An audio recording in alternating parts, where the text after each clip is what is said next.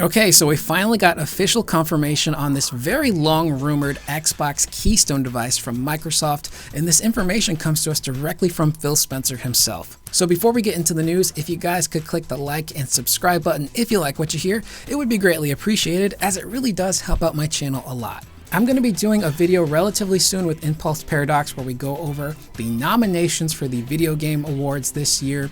We're going to talk about our personal picks, our critical picks, and we're going to talk about speculation on what we hope to see at this event. So this code-named Xbox Keystone, you might be thinking to yourself, I don't know. And if that's the case, let me get you up to speed on what exactly this Keystone thing actually is. Okay, so for about a year or so, maybe even longer, there was a project code name that got leaked from Microsoft called Keystone.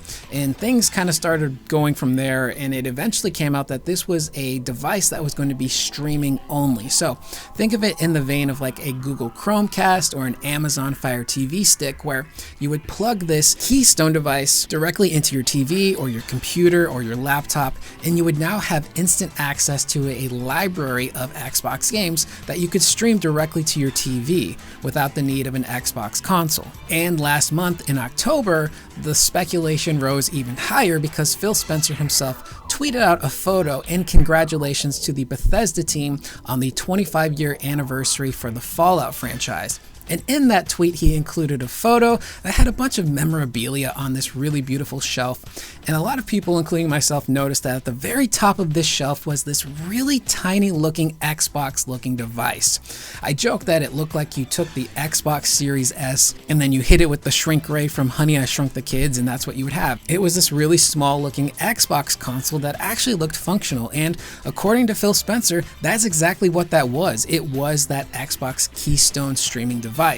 And thanks to a recent podcast and write-up from The Verge where they spoke to Phil Spencer, we got a lot more clarification on why we haven't heard anything about Keystone and what exactly is keeping it from being released. So in speaking with The Verge, it looks like the price point was one of the biggest issues on holding back on the Keystone. So I had speculated that a sweet spot for a device like this would be $99 or maybe $130 max. And according to Phil Spencer, that is actually what they were shooting for. So Phil says directly, it was more expensive than we wanted it to be when we actually built it out with the hardware that we had inside. We decided to focus that team's effort on delivering the smart TV streaming app. So if you don't know what that is, Microsoft actually partnered with Samsung to include an Xbox streaming app on all of Samsung's 2022 smart TVs of the year. So if you bought a Samsung TV this year and it was a 2022 model, chances are you had an Xbox streaming app on that TV that was built in. And essentially what that would be is Keystone. You could access this app and you could play and stream games directly to your TV using an Xbox controller or even a PlayStation 5 DualSense controller. So that's something that's already out there in the wild that some people are experiencing right now as we speak. Phil continues, with Keystone, we're still focused on it and watching when we can get the right cost. Microsoft wanted to aim for around $129 or $99 for this Xbox streaming device, says Spencer. So we were kind of right on the mark there when it came to guesstimating what the sweet spot would be for that price point on this device. He also hints that bundling a controller with the streaming console, as well as Microsoft's silicon component choices, had pushed the price up closer to the $299 Xbox Series S price point. So that's really interesting. The thing holding it back isn't necessarily the cost of the device, but it seems like including a controller is what's really jacking up that price point to a price where they don't really feel comfortable releasing it. Theoretically, you could technically release this Keystone device without a controller. If it's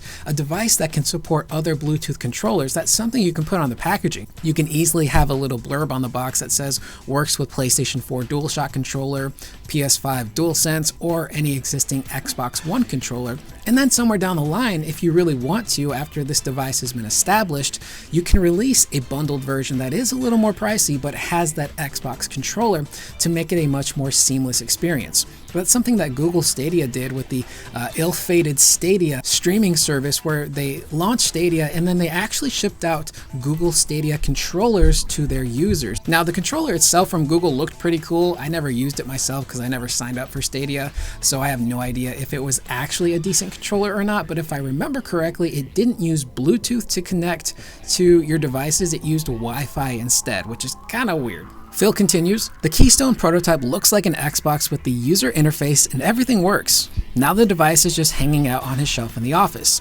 The reason it's on my shelf is because the team rolled up their sleeves and in 9 months they built that thing, says Spencer. A bunch of us took it home and it worked.